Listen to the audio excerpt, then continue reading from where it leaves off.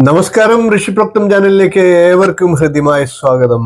2026 ആണ്ട് ഏവരും പ്രതീക്ഷയോടുകൂടി കാത്തിരിക്കുകയാണ്. 2026 എന്ന വർഷത്തിന്റെ സമ്പൂർണ്ണ പുതുവർഷ നക്ഷത്രഫലത്തെയാണ് ഇപ്പോൾ അവതരിപ്പിക്കുന്നത്. 2026 എല്ലാവരും പ്രതീക്ഷയോടുകൂടി കാത്തിരിക്കുകയാണ്. എല്ലാവർക്കും പുതുവർഷ ആശംസകൾ നേർന്നുകൊണ്ട് നമുക്ക് ഇന്നത്തെ വീഡിയോയിലേക്ക് കിടക്കാം. ഓരോരോ നക്ഷത്രക്കാരുടെ പ്രത്യേകം ഫലങ്ങളെ പറഞ്ഞു പോകാം.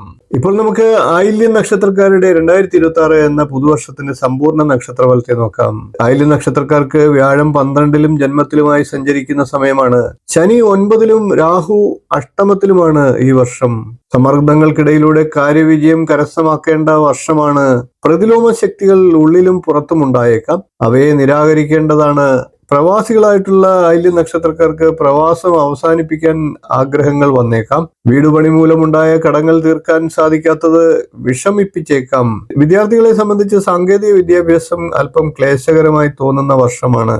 ഗവേഷണം, പ്രബന്ധരചന എന്നീ കാര്യങ്ങൾ ചെയ്യുന്ന വിദ്യാർത്ഥികൾക്ക് വെല്ലുവിളികൾ അനുഭവപ്പെട്ടേക്കാം. രോഗക്ലേശിതരായിട്ടുള്ളവർക്ക് വിദഗ്ധ ചികിത്സയ്ക്ക് സഹായധനം ലഭിക്കാനുള്ള സാഹചര്യങ്ങളും 2026 ആയില്യം നക്ഷത്രക്കാർക്ക് ഉണ്ടാകുന്നതാണ്. ശിഥിലമായിട്ടുള്ള പ്രണയബന്ധം വീണ്ടും തളിർക്കാനുള്ള സാഹചര്യങ്ങൾ ആയില്യം നക്ഷത്രക്കാർക്ക് ലഭിച്ചേക്കാം.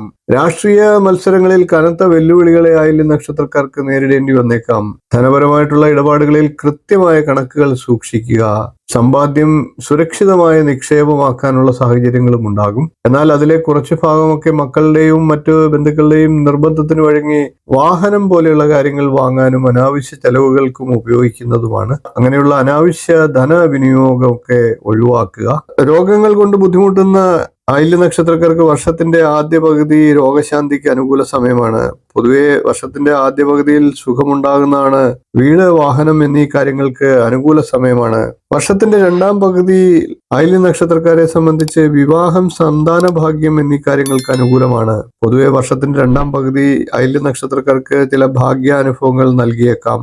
ഇനി നമുക്ക് ആയില്യം നക്ഷത്രക്കാരുടെ ദശാകാലം ഒന്ന് നോക്കാം.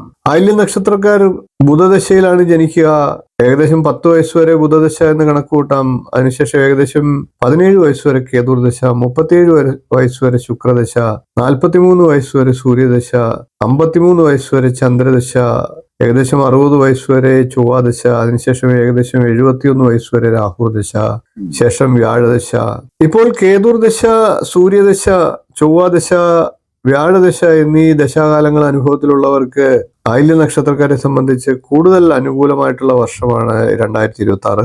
എല്ലാ ആയില്യം നക്ഷത്രക്കാർക്കും 2026 വളരെ നല്ലൊരു വർഷമാകട്ടെ എന്ന് ആശംസിക്കുന്നു. വീഡിയോ ഇഷ്ടപ്പെട്ടുവെങ്കിൽ ഒന്ന്